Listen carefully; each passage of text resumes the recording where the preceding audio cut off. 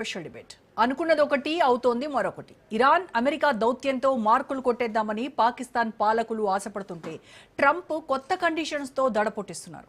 Israel దేశాన్ని గుర్తించాల్సిందే పట్టుపడుతున్నారు. దీంతో ఇస్లామాబాద్ కు అగ్ని పరీక్ష ఎదురైంది.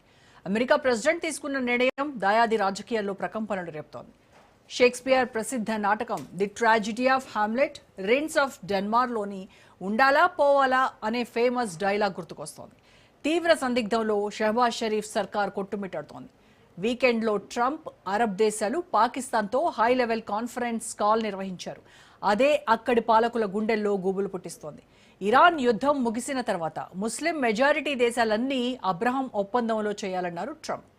అధికారికంగా ఇజ్రాయెల్ దేశాన్ని గుర్తించాలని డిమాండ్ చేశారు. దీంతో అమెరికా మాట వినాలా, ప్రజల కోపం ఎదుర్కోవాలా? ఇజ్రాయెల్తో చేతులు కలిపితే దేశంలో తిరుగుబాటు తప్పదా? ట్రంప్ ఒత్తిడికి షహబాజ్ ప్రభుత్వం లొంగుతుందా? పాలస్తీనా కోసం పాకిస్తాన్ పోరాటం కొనసాగుతుందా? అబ్రహం టెన్షన్ పైనే ఇవాల్టి స్పెషల్ డిబేట్.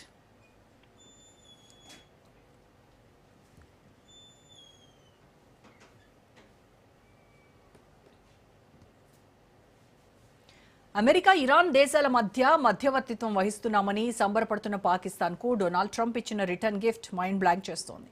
పాలస్తీనా అంశం పాకిస్తానీయులకు సెంటిమెంట్తో కూడుకున్న వ్యవహారం. ఇజ్రాయెల్ను గుర్తిస్తే ఇస్లామాబాద్లో అగ్నిపర్వతం బద్దలవడం ఖాయం. అందుకే అటు పాక్ సైన్యం, ఇటు షహబాజ్ షరీఫ్ ప్రభుత్వం ఆందోళన చెందుతున్నాయి. ట్రంప్ చెప్పినట్లు చేస్తే తమ రాజకీయ జీవితం సమాప్తమవుతుందని భయపడుతున్నాయి.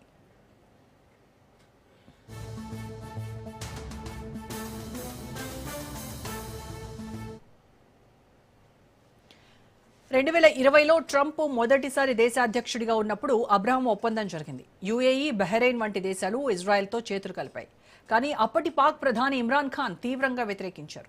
పాలస్తీనా ప్రజలపై దాడులు చేస్తున్న ఇజ్రాయెల్ను నా మనస్సాక్షి అస్సలు అంగీకరించదని తెగేసి చెప్పారు. జియోనిస్టులతో తాను ఎలాంటి డీల్ చేసుకోనని, అమెరికా ఒత్తిడిని లెక్క చేయనని ప్రకటించారు. సీన్ కట్ చేస్తే 6 ఏళ్ల తర్వాత మళ్లీ అబ్రహం ఒప్పందం వార్తల్లోకి వచ్చింది. ఇప్పుడు అక్కడ పాలకులు మారిపోయారు. షహబాజ్ షరీఫ్ ప్రభుత్వం పాలన చేస్తోంది. దీంతో అందరి దృష్టి ఆయనపై పడింది.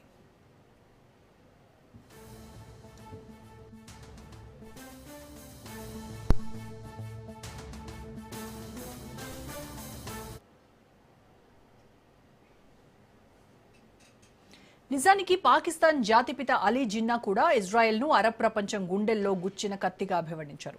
అంతేకాదు పాలస్తీనా సమస్యను కాదని ఇజ్రాయెల్తో చేతులు కలిపితే అటు కాశ్మీర్ అంశంపై భారత్ను వ్యతిరేకించే నైతిక హక్కును పాకిస్తాన్ కోల్పోతుంది. దీంతో మల్లగుల్లాలు పడుతోంది షహబాజ్ షరీఫ్ ప్రభుత్వం.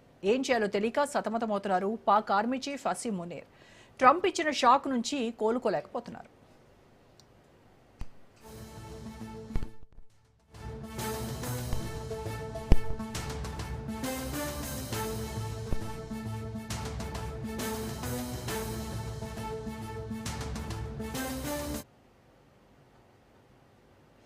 ఇప్పటికే జైల్లో ఉన్న మాజీ ప్రధాని ఇమ్రాన్ ఖాన్ పాపులారిటీ దేశంలో విపరీతంగా పెరుగుతోంది. ఇలాంటి తరుణంలో ఇజ్రాయెల్ వైపు అడుగు వేస్తే దేశంలో తిరుగుబాటు రావడం ఖాయం. గాజా పునర్నిర్మాణం కోసం ఏర్పాటు చేసిన బోర్డ్ ఆఫ్ పీస్లో పాక్ చేరినప్పుడే తీవ్ర విమర్శలు వచ్చాయి.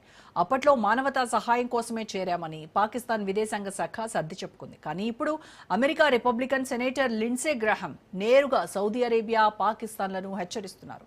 ప్రెసిడెంట్ ట్రంప్ మాట వినకపోతే భవిష్యత్తులో సంబంధాలు దెబ్బతింటాయని బెదిరించారు.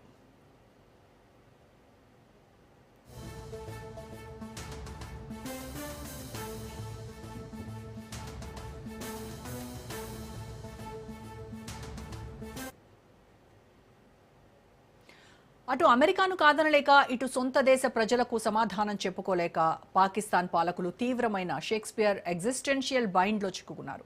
ఎలాంటి నిర్ణయం తీసుకున్నా అది తప్పే అవుతుందనే మానసిక గందరగోళంలో చిక్కుకుపోవడమే ఎగ్జిస్టెన్షియల్ బైండ్. ఏ దారి ఎంచుకున్నా తమ ఉనికికి, వ్యక్తిత్వానికి నష్టం జరుగుతుందనే భయం ఆ దేశ నేతలను వెంటాడుతోంది.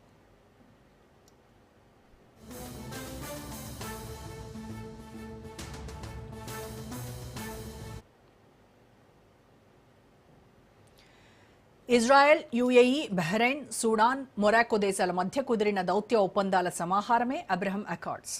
2020 సెప్టెంబర్ 15న ట్రంప్ మధ్యవర్తిత్వంతో వాషింగ్టన్లో ఆయా దేశాలు సంతకాలు చేశాయి. యూద్, క్రైస్తవ, ఇస్లాం సంప్రదాయాల్లో అబ్రహాంకు ప్రత్యేక గుర్తింపు ఉంది. అందుకే ఉమ్మడి సాంస్కృతిక ఆధ్యాత్మిక బంధాలకు ప్రతీకగా అబ్రహాం ఒప్పందాలని పేరు పెట్టారు. దశాబ్దాల కాలంగా మధ్యప్రాచ్యంలో ఉన్న శత్రుత్వాన్ని తగ్గించి దేశాల మధ్య దౌత్య వాణిజ్య సంబంధాలను పెంపొందించడానికి పునాది వేశారు నాటి పాలకులు. అయితే నేడు ఆ అబ్రహాం ఒప్పందాలు పాకిస్తాన్లో హాట్ టాపిక్ అయ్యాయి. ఈ అంశానికి సంబంధించి పూర్తి విశ్లేషణ మనకు అందించడానికి మనతో జాయిన్ అవుతున్నారు సీనియర్